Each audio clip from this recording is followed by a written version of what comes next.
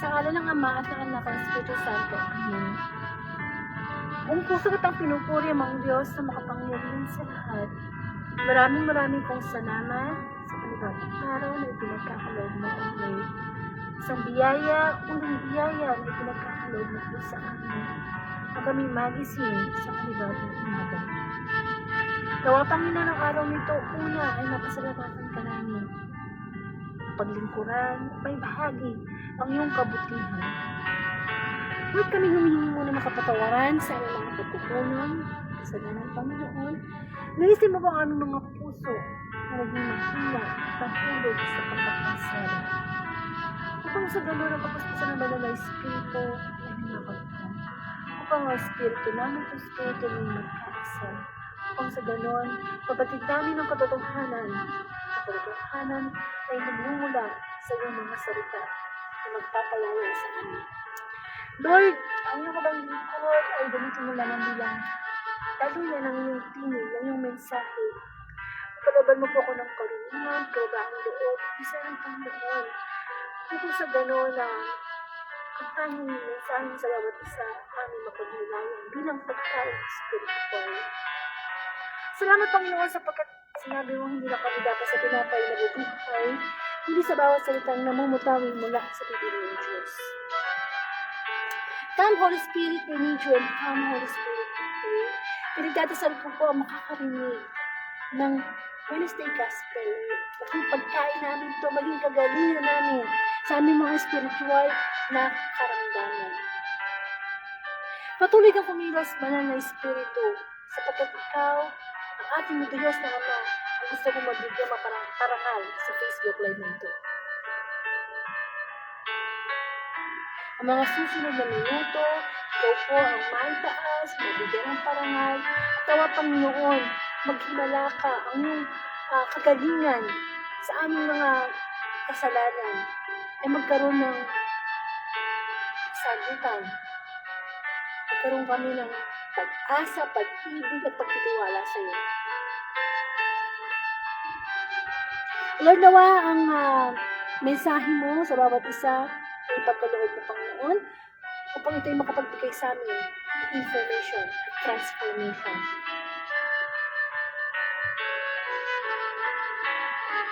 Ama sa langit, purihin ka. Ama sa langit, karapat-dapat kong dakilain.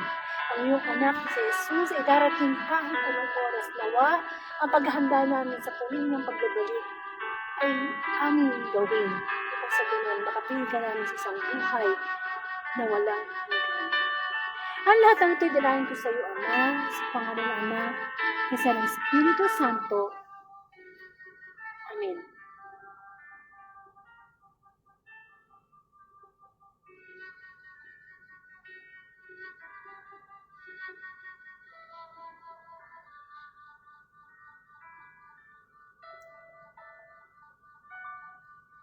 Bigyan po natin ng parangal ang mabuting balita na kung saan, habang binabasa ko po ang mabuting balita sa araw nito, ay ang ating Panginoong Diyos ang nakikipag-usap sa atin. Hallelujah, hallelujah, hallelujah.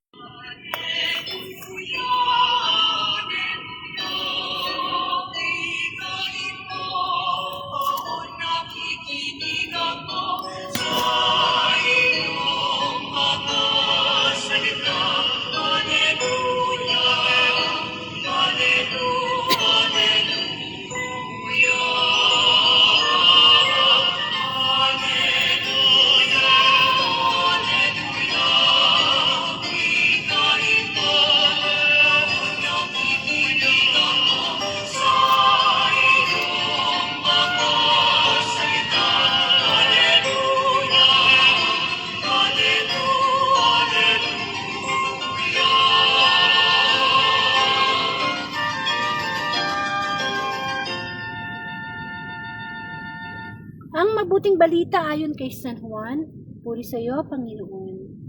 Pagkalipas ng 2 araw, may kasalan sa Cana, Galilea, at naroon ang ina ni Jesus. Si Jesus at ang kanyang mga alagad ay naroon din. Kinapos ng alak, kaya't sinabi ng ina ni Jesus sa kanya, naubusan sila ng alak. Sinabi ni Jesus, huwag ninyo akong pangunahan, ginang. Hindi pa ito ang panahon ko. Sinabi ng kanyang ina sa mga naglilingkod, gawin ninyo anumang sabihin niya sa inyo. Ito ay may 6 na tapayan. Ang bawat isa ay naglalaman ng 20 hanggang 30 galon. Nakalaan ang mga ito sa paglilinis ayon sa mga tuntuning pangrelihiyon ng mga Hudyo. Sinabi ni Jesus sa mga katulong, punuin ninyo ng tubig ang mga tapayan, at pinunungan nila hanggang sa labi. Pagkatapos sinabi niya, sumalo kayo ngayon at dalhin ninyo sa namamahala ng handaan. Dinalhan nga nila ang namamahala ng handaan, tinikman naman ito ang tubig na naging alak. Hindi niya alam kung saan nanggaling iyon, bagamat sumalok ng tubig, kaya tinawag niya ang lalaking ikinasal. Sinabi niya rito, ang una pong inihain ay masarap na alak. Kapag marami nang nainom ang mga tao, saka inihain ang mababang uri. Ngunit ipinaghuli ninyo ang masarap na alak. Ang nangyari ito sa Cana Galilea ay siyang unang kababalaghang ginawa ni Jesus. Sa pamamagitan nito ay inihag niya ang kanyang kadakilaan at nanalig sa kanya ang mga alagad. Katapos, ang mabuting balita ng ating kaligtasan, pinupuri ka namin, Panginoong Heso Kristo. Amen. So, welcome sa Word of God Daily Gospel, na kung saan ang layunin ng Facebook Live na ito ay ipalaganap ang mabuting through social media, kamukha po ng Facebook Live. Alam naman po natin na nagbo-boom na talaga ang social media ngayon. Ang YouTube, ang TikTok, ang dami ng way para maipalaganap natin ang mga bagay na gusto natin, lalo na po ang salita ng Panginoon. Amen. So, salamat sa Diyos. So, ngayon po ay February 11, 2026. At ang Wednesday Gospel po ang ating pagninilayan bilang pagkain espiritual po natin. Amen. So, yung nabasa po natin mula yung kay San Juan. At masasabi natin na ito'y tungkol sa kasalan sa Kana o sa Kanaan. Ito po kasi yung senaryo na kung saan ang Panginoong Jesus at ang kanyang ina na si Mama Mary, si Maria, at ang kanyang mga alagad ay dumalo sa isang handaan o sa isang kasalan. At alam naman po natin, pag ganyang may mga selebrasyon, lalo na po yung kasalan, isang importante na okasyon sa buhay ng isang tao, ng isang mag-asawa. Talagang hindi nawawala yun. Hindi nawawala ang alak, Kahit na simpleng kita-kita lang ng mga, lagi present yung alak. Dahil sa panahon natin ngayon, konting kasiyahan, wala kami alak. Parang nga kaya. At bang meron sa alak at gusto yan ng tao na kapag merong handaan nila. So, sabi nga nila, pag may alak, masaya yung usapan, na basta may alak. So, kahit nandiyan yung mga iba't ibang uri ng pagkain na ginagawang pulutan, importante may alak. So, ang senaryo po ng mabuting balita ay yun nga, nagiinuman na yung yung mga bisita. Maaaring tapos na yung kasal at nandun na sila sa reception, nakain na sila, at masasabi natin na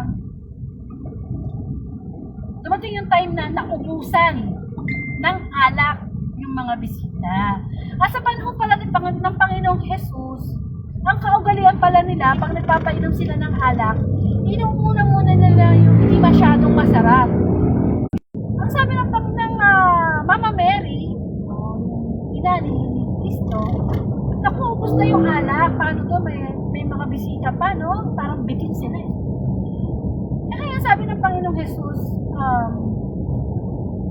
hindi pa panahon para siya gumawa ng himala. Kasi pwede naman niya kasing gawing alak yung tubig. Kasi gano'n na nangyari sa kasalan sa Kana. Kaya ayun, nagutos nagbigay ng instruction ng Panginoong Yesus. Sabi niya, sige, maglagay kayo ng tubig doon sa mga tapayan. At pagkatapos, iahain nyo o ibigay nyo sa mga bisita. Eh, yung tubig na yon naging alak. At hindi lang basta naging alak, naging napakasarap na alak. Kaya nagtataka ngayon yung mga bisita, wow, bakit ganun? Ang sarap-sarap na yung pinakahuling serving ng alak. Samantalang, ang alam nila, sa bandang huli, yun na yung medyo hindi na masarap. Diba? So, yun yung masasabi natin, unang himala na ginawa ni Kristo.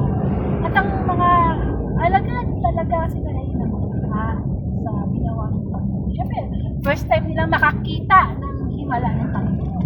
So, kung nakikita niyo po sa screen yung salitang respeto, so yun po yung word for today natin. Nakita po natin ang ibinigay na respeto ng Panginoong Jesus kay Mama Mary.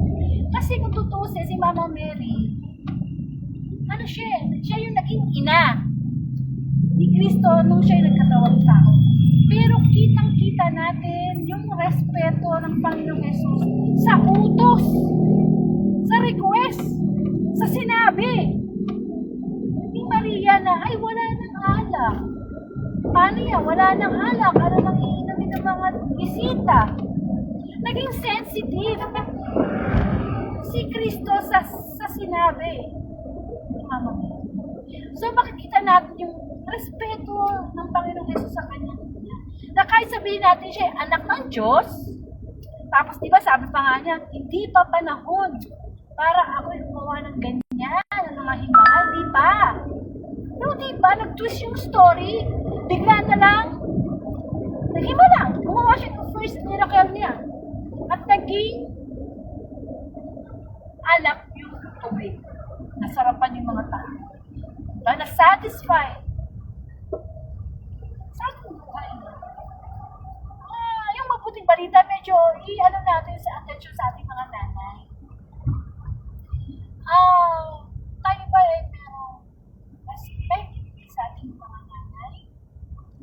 Kapag meron silang request, meron silang gusto, na ibibigay natin ba with respect? O baka tayo yung tipo ng anak na hindi na nga natin mabigay yung gusto ng mother natin, nagiging ano pa tayo sa kanila, yung lumalaban, walang respeto, sinisigawan natin sila, hindi natin sila inaalala, hindi natin sila sinusuportahan. Ang mga ina talagang ano yan iba ang ina. Pero sa lahat, doon tayo, sila nagbigay ng buhay sa atin. Sabi nga kapag ikaw ay nanganganak, yung isang paa mo ay nasa bukay. Kung gano'n yung mga nanay, totoo naman talaga, mahirap pa. Kaya ibang klase ang nanay. Yung pagmamahal ng nanay, yung pag-aalaga ng nanay, ibang tipong ako na lang ang madapa, huwag lang yung anak ko, ako na lang yung masaktan. Di ba sabi ng mga nanay, no? Di ba, no? Kaya yung respeto na hinihingi sa atin ng mabuting balita sa ating mga nanay, ay hindi basta-basta. Kasi kung ang Panginoong Jesus, anak na ng Diyos, napakabait na anak, kita naman natin, di ba? Sinunod niya ang utos ng kanyang ina.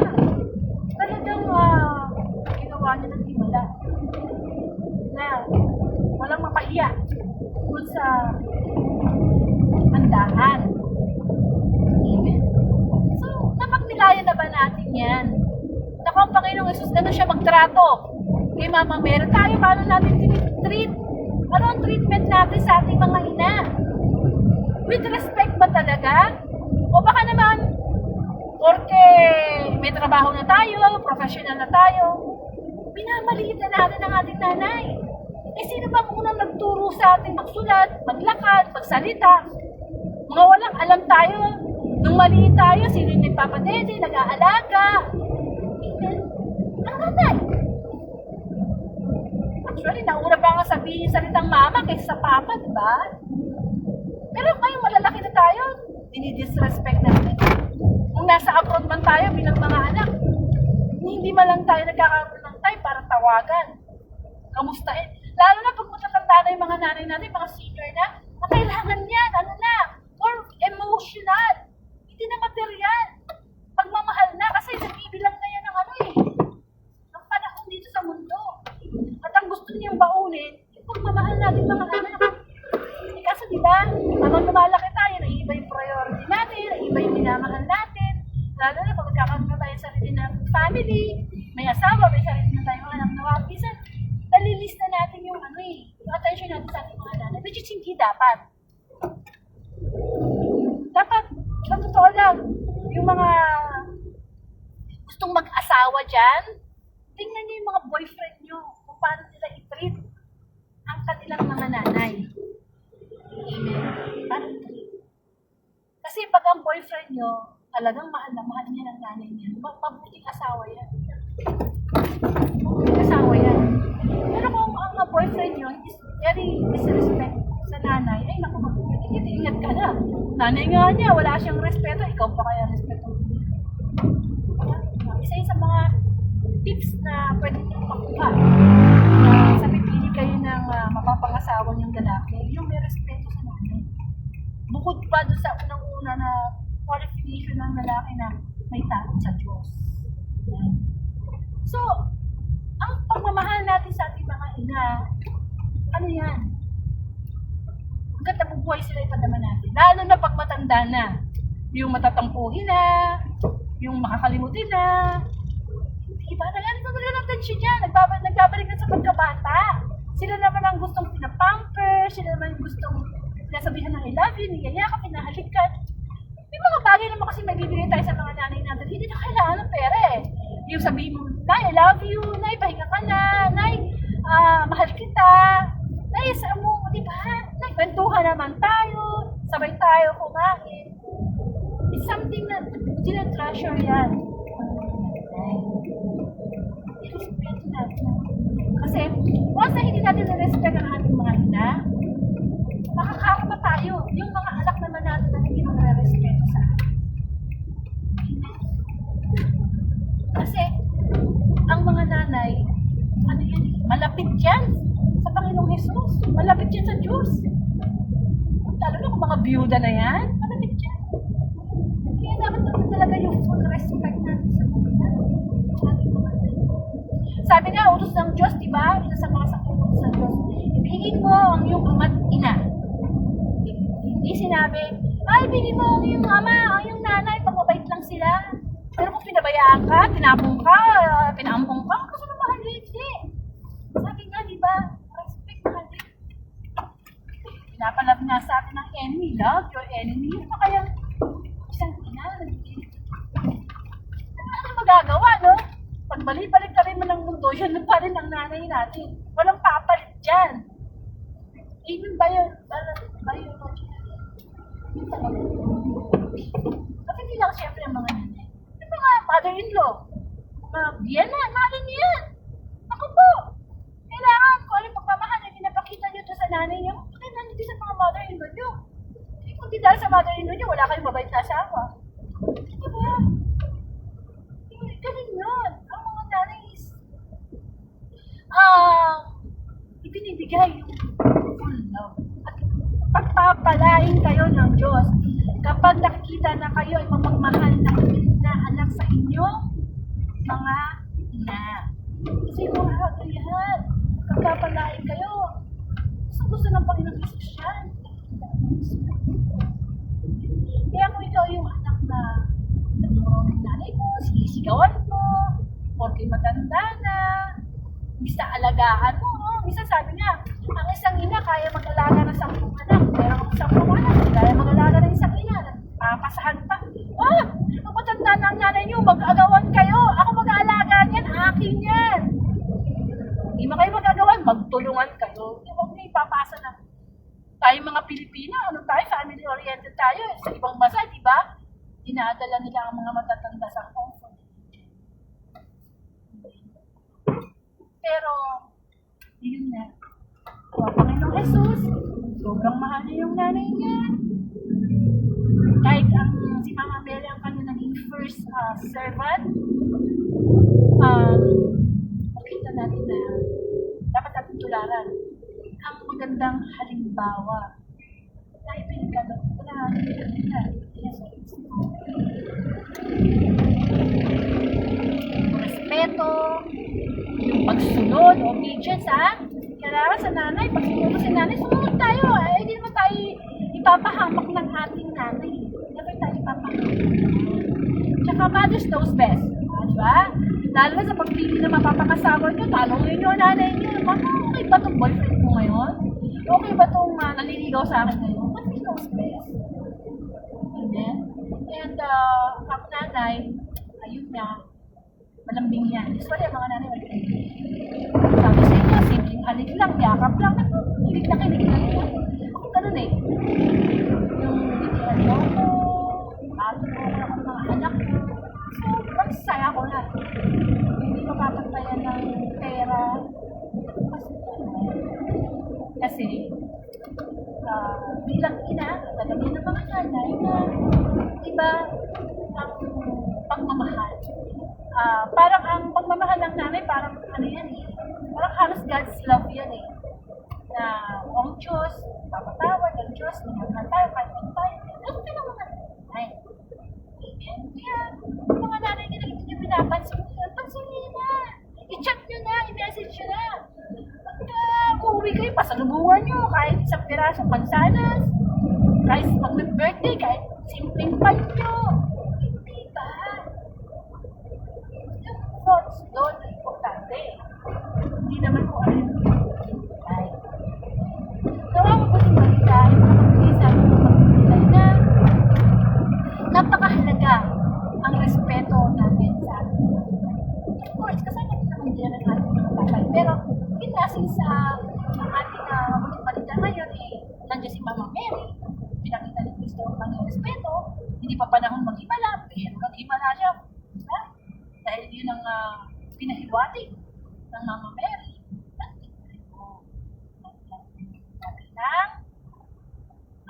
Walang rules. Love your mom, kahit ano ka pa. Parang yan nakakapanin sa YouTube na pinaampun siya ng kanyang nanay. Pero nung lumaki siya, naging tagumpay siya sa buhay, pinapun yata siya sa Jessica Sosa. Pinapun yata siya sa foreigner. Yes, yung baby, napunta siya sa ibang bansa, punta siya sa mga ng family, kapag-aral siya, nagkaroon siya ng trabaho. Isa pala sa mga pangarap niya, makita niya talagang totoo niyang nanay para magpasalamat. Kasi alam mo, minsan, yung mga nagpapaampun na nanay, sabi mo sa sarili mo, nung bata ka pa, nandiyan siya. Nakitaan natin yan, no? Hindi, doon yung sabi ng kanina, hindi makakarating sa karoon. Ano bang tagumpay na meron tayo ngayon? Kaparte, yung tagumpay na yan, ang ating yan. Kaya ako, hindi na sa ating mga anak, ang katatagal, lalo na tayo natin natin sa Diyos. Kaya ka Panginoon na kami nakita, ay bless palaki natin ang aming mga anak sa araw ng Diyos.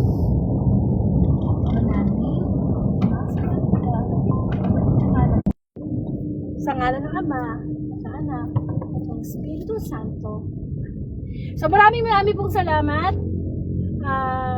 Pakishare na lang po itong Wednesday Gospel sa inyong timeline. Hindi na at nawa, pinaka-summary ng ating mabuting balita sa araw na ito ay pagbibigay natin ng respeto sa ating mga ina. Na huwag dapat mawawala yan. So, simulan na natin ipakita ang ating pagmamahal at respeto sa ating mga ina at sila'y nabubuhay. Kasi hindi na sila magbabalikan together. So, mahalin natin sila with all respect. So, to God be the glory.